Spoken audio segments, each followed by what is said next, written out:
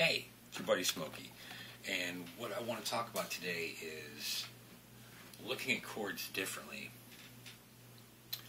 in a way that's not about major and minor, but taking major, minor, seventh chords, sus chords, no matter what they are, and looking at them in a way that will help you deal with them a little better. And it's got to do with how I see it as stability and instability. You have chords that are very set, and you have chords that are kind of enigmatic and want to move and want to change, and you can apply different things to them and make them do different things, do very, very simple things. An example of a very stable chord is your basic major chord. It's very...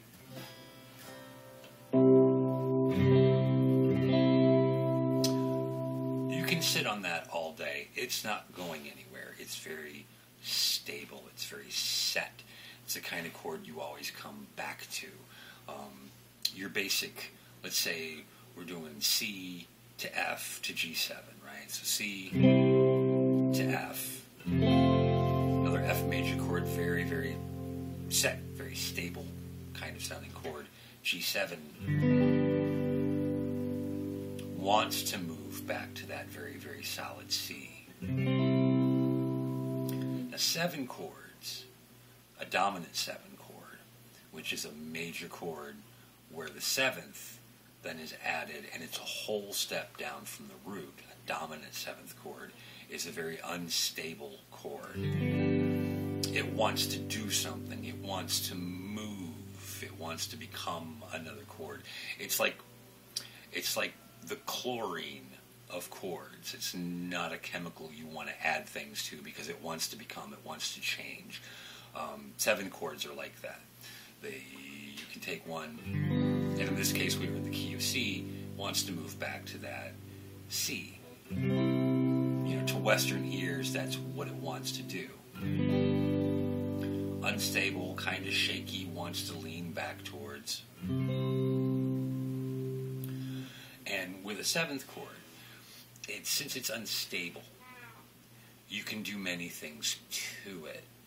And, as you're moving along through your path as a guitarist, you're going to come in contact with scales that generate 7th chords, and sometimes more than one. So you can kind of substitute scales for 7th chords, and they take it very easily because they are unstable. They're willing to have things done to them and shape change and do stuff like that. One of the prime examples is, say you're playing a minor pentatonic over a 7th chord. It works. And I've always heard people say, well, we don't know why you can play a minor third over a 7th chord. So say we're doing a blues in G.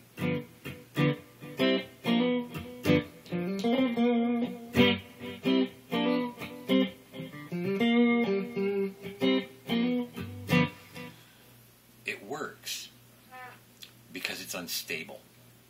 It works because you can do many things to a 7th chord. You can alter them. You can change stuff. As long as you have that major third and that flat 7, you can do with it whatever you want. You can put any scale over it, even a straight 7th chord. You can go. It works. That's why it works. You can't put a minor 7, or you can't put a minor scale over a straight major chord. Say we're just doing G major. Doesn't quite do the same thing where you make a 7th chord out of it. You can play an A flat over that G7, and it'll, you fall right back into it. It's very unstable. It's something that wants to do things. You can shape it. You can put other stuff over top of it. It's a very willing chord. It's very, again, as I said, unstable. Now, your basic pattern is it's, G7 to C, a 5 to 1. But you can string 7th chords right along because they're unstable. They'll almost move anywhere.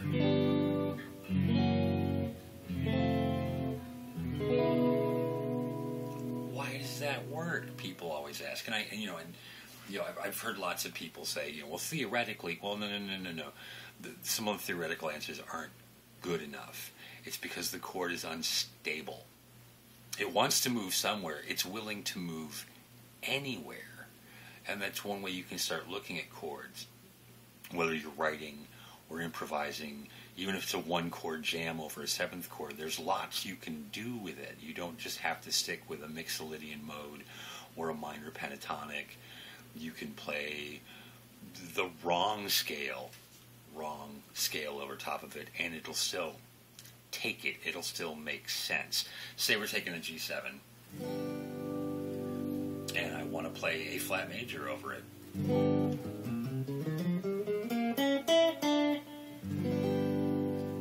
And somehow that still works.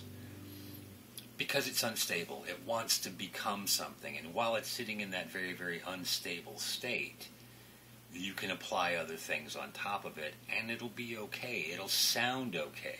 It may wind up sounding a little exotic, but it'll still sound okay. And the seventh chord is willing to move anywhere. Whereas you take a major chord, which is a very stable chord. If you're treating music like chemistry, it's a very, very stable thing. That can be kind of jarring for some people. But if you went C7 to D flat 7, it doesn't seem so jarring. It seems to want to be able to keep moving. So if we just go, say we're going to take seventh chords, C7 all the way up to E7, right?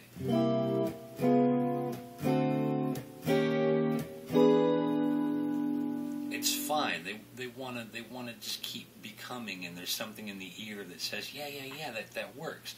It's because of that instability.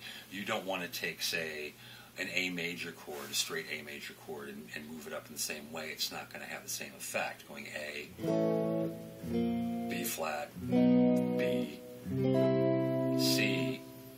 It'll resolve when you stop, but that moving between the two is a little more jagged. It's a little more disturbing. Once you make it a 7 chord, which is a major third, and the seventh, that's a whole step below the root again, there's a different kind of chemical reaction that happens. They're unstable, and they like to move. They like to become something. They like it when you put the wrong scale over top of it.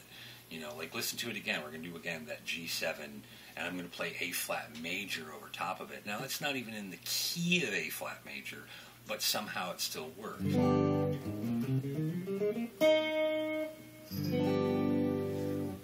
Because it's unstable. So the next time you see a video of a guy talking about, well, why can you play a blues scale or a major pentatonic over the same 7 chord? You know, they'll always say, well, I don't know, it's one of the mysteries. It's because it's unstable. There's a new way of looking at it, and it's a way of looking at it, I think, that makes sense, which then also frees you up to do over a 7th chord pretty much anything you can hear. Like, it's one of those things that you can accidentally play the wrong thing, and the 7 chord will take it. It's fine. Say, let's try it one more time. We've done A flat over G7. Why don't we try F sharp over that G7? That's gotta be ugly, doesn't it? That's just because you wouldn't play a G major chord and play F sharp over it. That's not right to a lot of people's ears. You to make it a 7 chord, and it's a little more okay. It is kind of angular and kind of saucy, you know, and for some ears maybe a little exotic. But that G7, because of its instability, makes it okay, even if it's momentarily. I mean, you wouldn't want to play a whole tune that way, but as a resource for looking at it differently and being able to make more creative choices about what you want to do with it, that's why it works. A 7 chord is unstable, which means you're allowed to do all kinds of things to it, and it's going to be okay with that. And then you can move it anywhere you want to. It'll take it. Let's do, instead of moving in a chromatic motion, let's make it major thirds. So we're going to go G7, B7 to D sharp 7. Move it down a half step to D. It works. 7 chords are unstable. They'll take any kind of abuse you can punish out. You can play the wrong scale over it, and it'll somehow still be okay. That's the magic of the instability of the 7th chord. Now, pick your favorite 7 chord, pick your favorite scale, and hopefully they're wrong for each other, and you'll find out that it works better. And then take that 7th chord and make it a regular major chord and try it again and find out how much that doesn't work. Major chords are very stable. Regular minor chords are very stable, but once you get into the realm of the 7th chord, there's that instability, there's that sonic, I want to move, I want to become, and have fun with that. Check that out. Switch up between a blues scale and, a Hungarian gypsy minor. Who knows? Just play with it and have fun. So it's your buddy Smokey, messing up the world with all kinds of weird ideas about music. Oh my goodness, no, how can that be? Because music is what you make it. And if you look at some of these things differently, it gives you more creative choices, and you can have more fun, and you can create your own sound. So that's what I want most of all, is for you to strengthen your own thing. So it's your buddy Smokey. Thanks for hanging out. Thanks for putting up with the weirdness. And if you have any questions, by all means post. You can find me on Facebook. You can find me here on YouTube, and have fun and make music. And we'll see you later. Bye.